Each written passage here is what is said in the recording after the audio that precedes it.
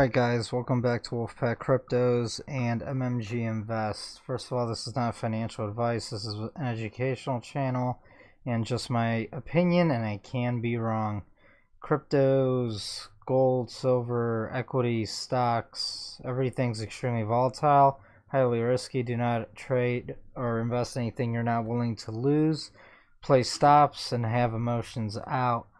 Alright, I'm going to talk about the Shanghai and then the equities for like 1 minute, and then I'm gonna jump into a video of Allan Greenspan, which aired this morning on CNBC, and today's date is October 18th, 2018.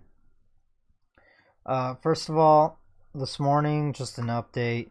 I posted this chart, right? I said I took profits in equities as well. I was expecting possibly a pullback and a rejection from the moving averages, and then we might see a consolidation wedge here. And that was prior to the open, and here I just posted this a few minutes ago. Looks like we're breaking down, and hopefully we'll get a bounce. This will take us into Monday, right? Because, well, we'll see. We'll see. Hopefully we won't close below 6,900 on the NASDAQ 100.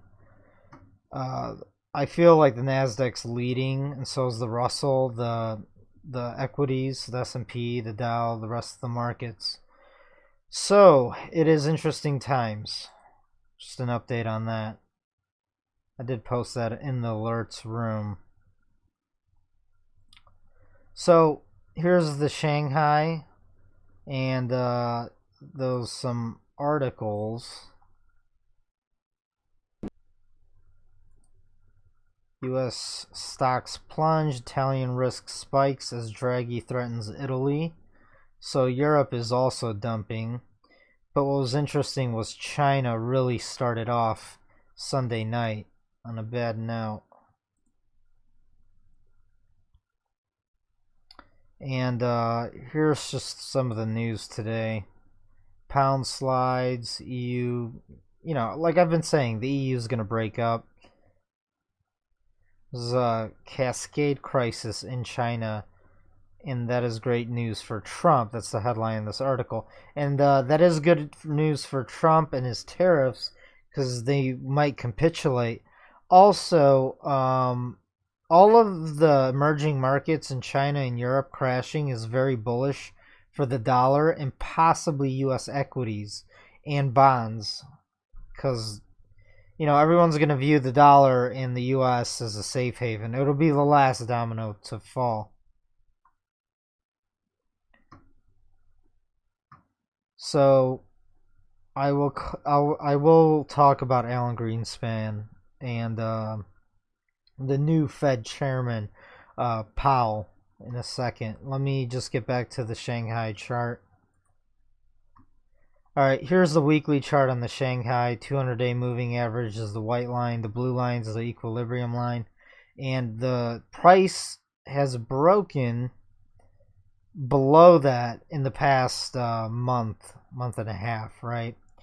So this is very, very bad for China, because the next area of support is around, it's a bit away. And yes, it's been in a raging bull market since the early 90s. And this would have been the market to buy, honestly, guys. I was too young back then, right? But, and this was way too risky after 2008, 2009 to buy into China's ghost city commercial real estate bubble, 100 times larger than the U.S.'s.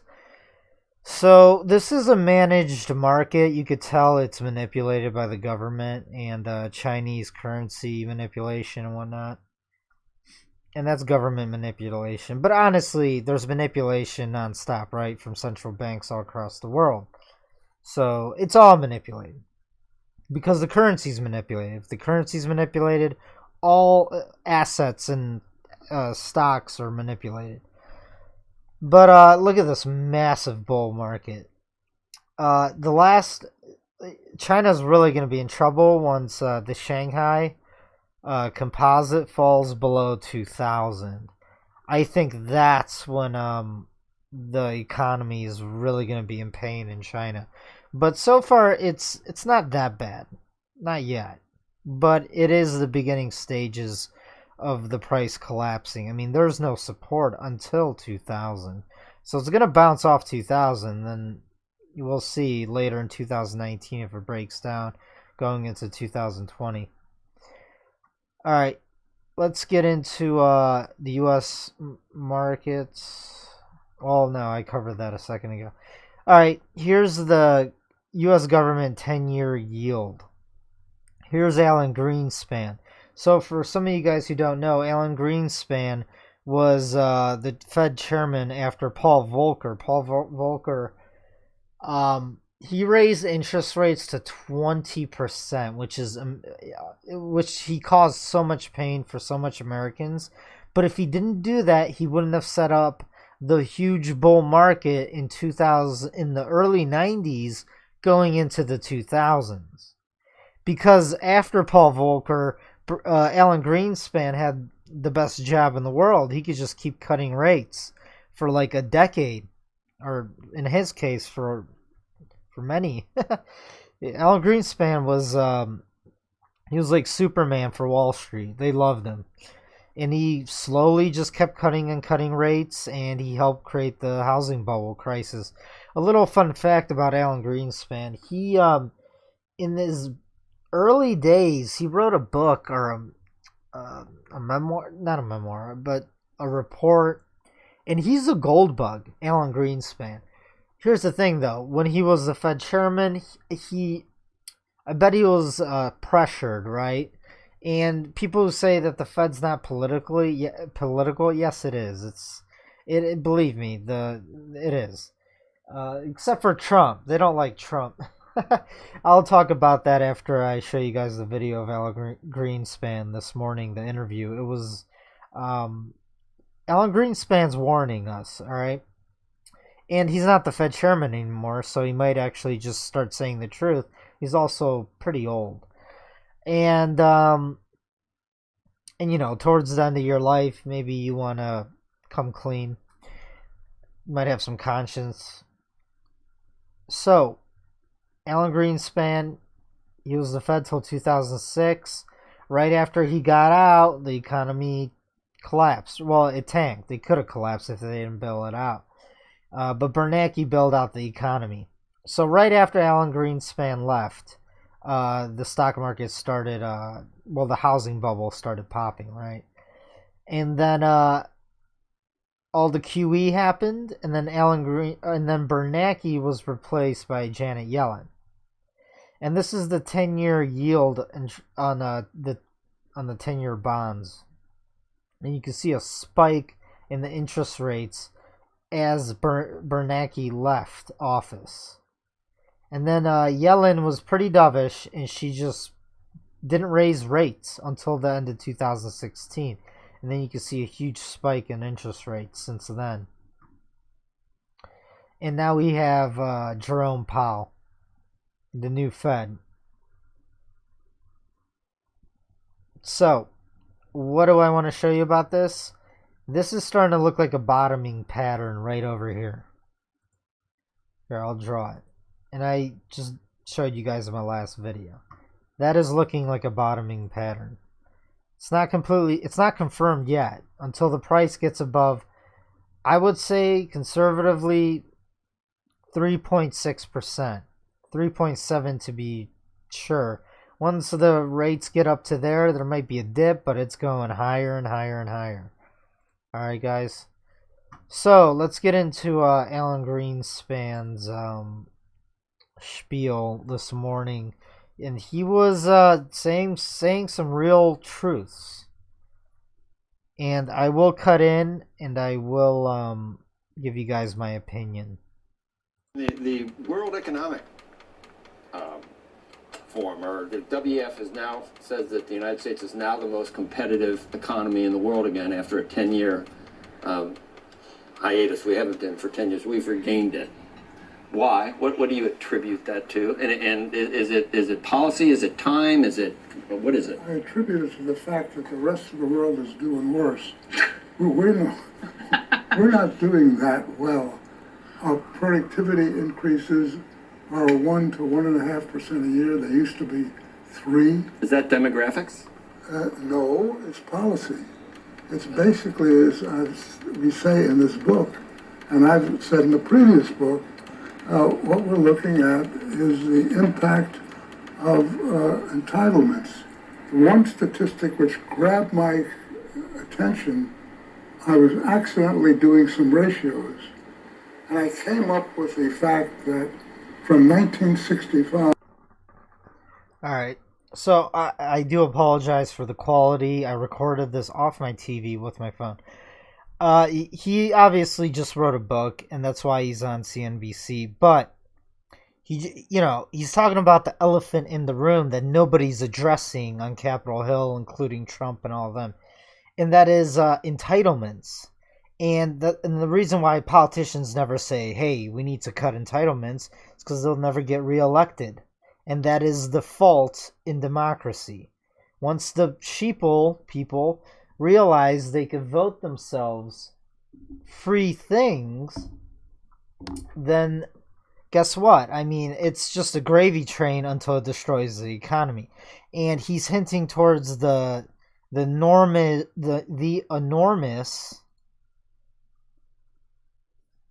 entitlement deficits.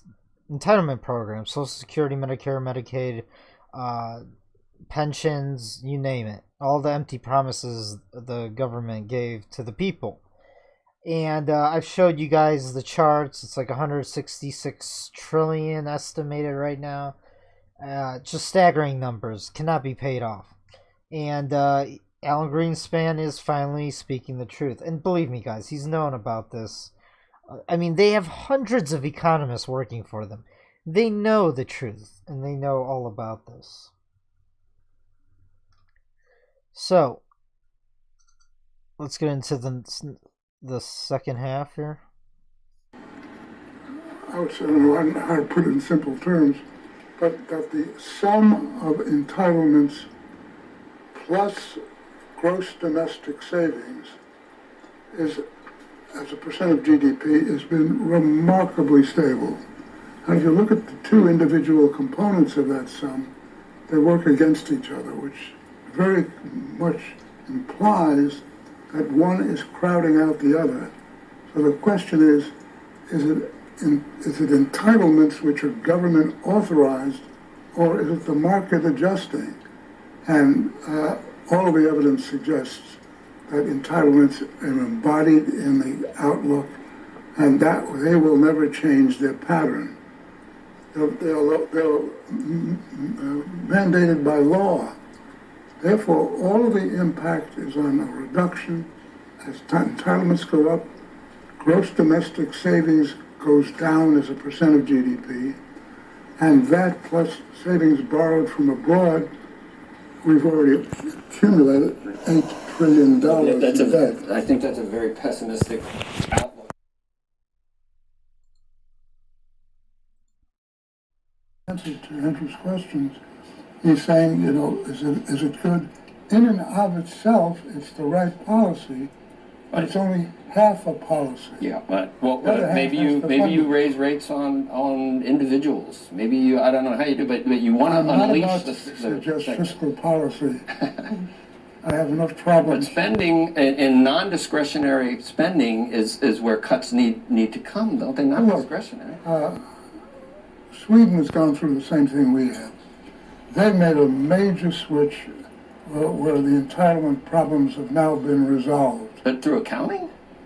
Well, one of the things they're doing is raising retirement age and linking retirement age to the average life expectancy of people. I mean, that's what you have to do. That's anti-populist. It's anti-populist, but unless you do that, you're just going to have more and more money being sucked into it. Should Medicare be means tested as well?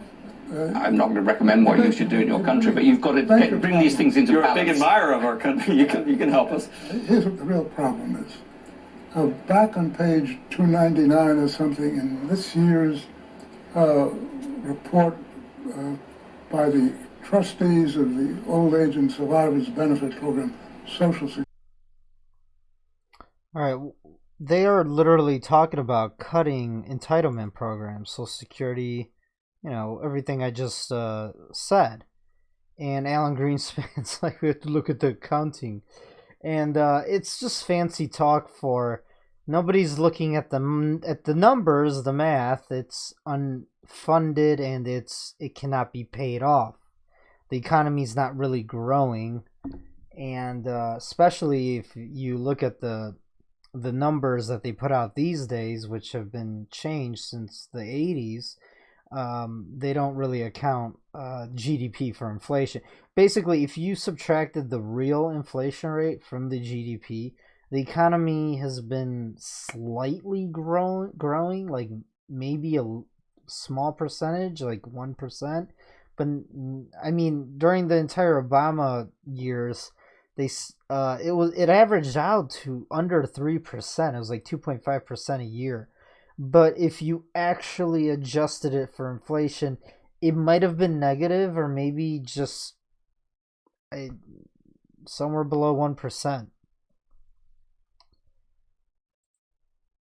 Yes,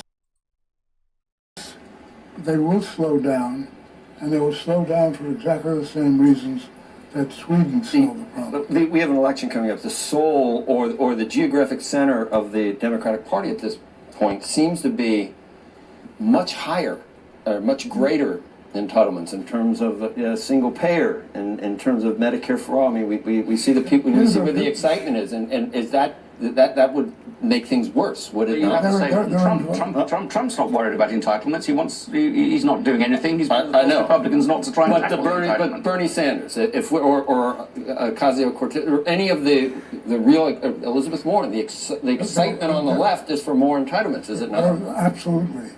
They're all involved in single entry bookkeeping. They don't like to do the debit side, just they want the credit side.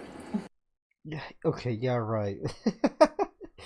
No, they're just communists. And they don't care. You have to understand, communists and socialists, they know that the country can't really pay for all the free crap they promise. And they know that it's going to destroy the economy, and they don't care. Because the more poor people they create, the longer they stay in power, as long as they convince the masses to be envious of the rich and the entrepreneurs, to blame someone else instead of looking in the mirror, right? Just want to throw that in there. It's not accounting. I mean, this is basic math accounting. It's basic accounting 101. Everyone has to take that in college. So, double entry accounting. It's like the way they say things on mainstream media. It's like for an average person, they try to, wash it down so you don't really, hear something alarming, but it's kind of funny. Let's continue. It's almost done. And the world is double entry. And if you want to get ourselves into real serious trouble, don't attack this. I think he's 76. This is the last video. What the Swedes did.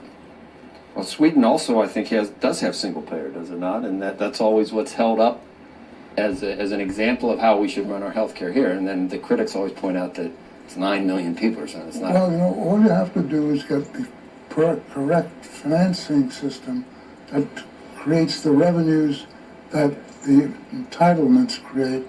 And to be sure, as the population ages, we're going to build up ever-increasing entitlement levels. And as far as I can see, everyone is blinding themselves to that fact. It's built into the data. The Congressional Budget Office forecasts that there's major troubles ahead. Nobody is listening. The reason they don't listen is that the financial community doesn't care about bookkeeping. What they care about, which is what they're going to confront, is inflation.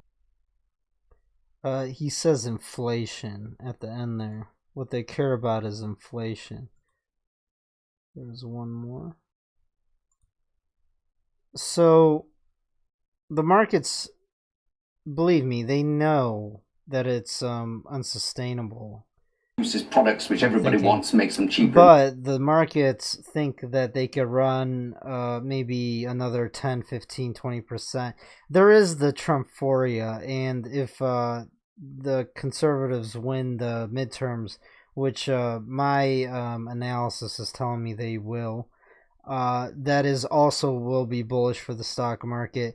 And the fact that the rest of the world is just falling apart, there's going to be massive capital flight out of those countries into the U.S. So investors, traders, corporations, they're all leveraged to the gills, but they're going to try to, they're hoping for maybe another year or so of rising stock prices.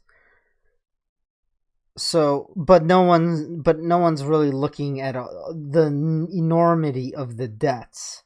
And if we're in a raging bull market, the second longest running in the U.S. history, and it will be the longest running, I think, like sometime in 2019, if in the summer possibly. So, like 14 months away, something like that. I'm not sure. It is dangerous to chase the last 10%. But, where was I going with that? So, corporations also bought back their stocks, and they need the stock market to go a little bit higher for them to start unloading all of the stocks they bought with debt. They pretty much they put out corporate bonds, right? And they raised a bunch of debt, bought back their stocks to raise their stock prices. I don't know. It's just everyone's ignoring the debt because they think they could kick the can down the road longer and longer.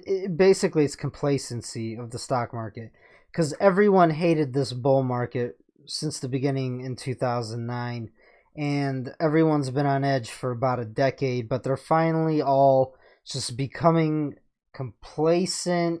The market's sucking in every last person it possibly can before finally it gets to that, summit or that trough where there's just no more money coming in, and then all it takes is one fund to say, all right, I'm out, and that's all it's going to take, and then it'll trip the algos, and down it will go. Just like last week we had a pretty large crash. It was an 800-point drop in one day. Let's finish this. This should be the last video. Better. And the other is the inequality that comes from cronyism, from political connections. Now, the first sort of inequality, I don't really worry. I don't worry about Bill Gates or Steve Jobs when he was alive having so much, but I do worry about connections and cronyism, because what inequality is often a sign of is that somebody's come up with an idea which makes everybody else's life much, much better. All right, the typical NPC talking point that the socialists put out in the US, Europe, everywhere, is that capitalism and free markets create inequality. The only inequality it creates